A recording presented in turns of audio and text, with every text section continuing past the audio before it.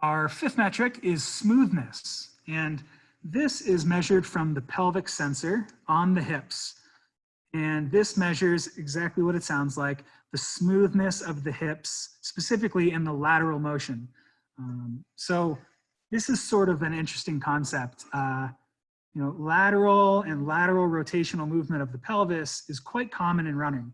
And this is something that is often identified as like hip drop, when the runner hits the ground, or hip lift, once they hit their hip flexion and they're taking off of the ground. The bottom line is that the hips move laterally, the hips move rotationally, and this impacts how we transfer energy and how we create energy in the stride.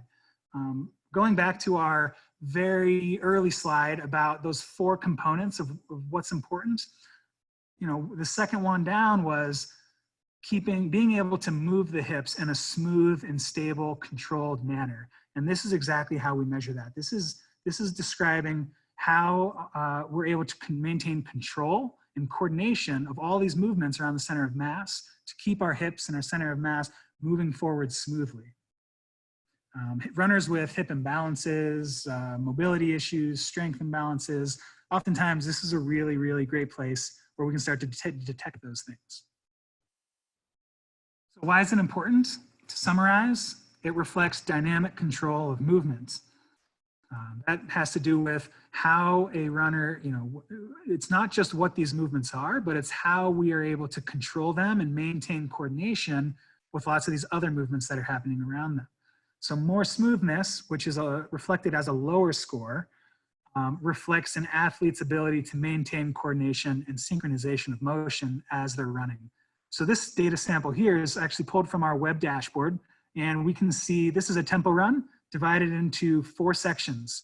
And what I'll often do with runners during key workouts is split up their run or their work sets into different quadrants to take a look at how things change across that interval or that tempo or that long run.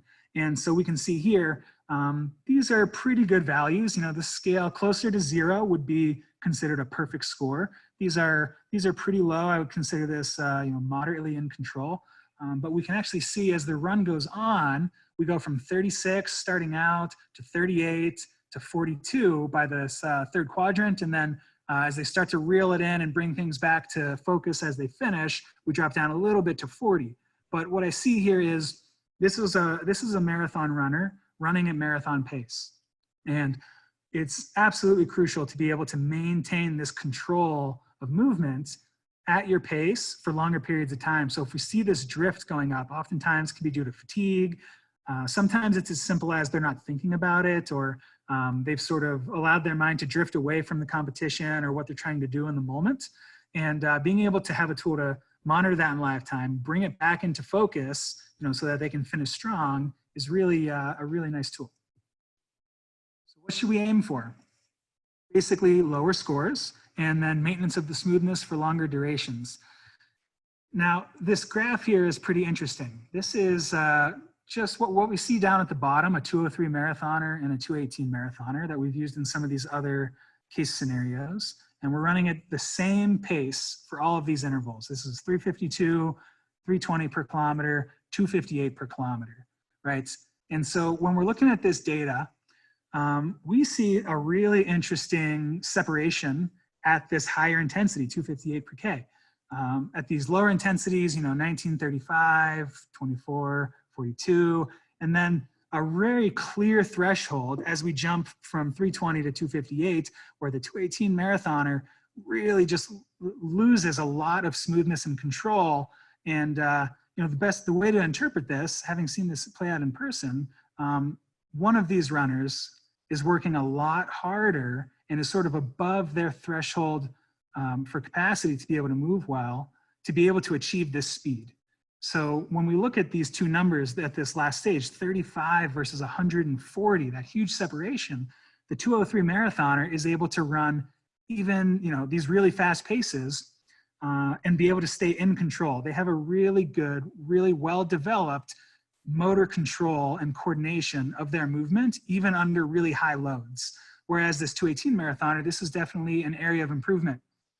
we see this very clear threshold. What we know is, okay, if we're trying to train at this 258 per K pace, this might not be, this might not be a really good place to be able to be training better movement patterns to integrate at easier paces.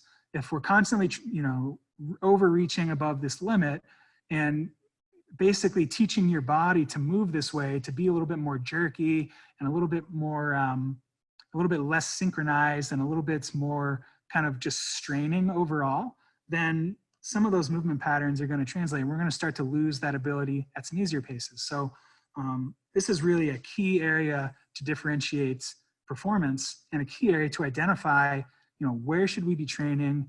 Not just like what paces are we hitting, but how are we hitting those paces is the most important thing.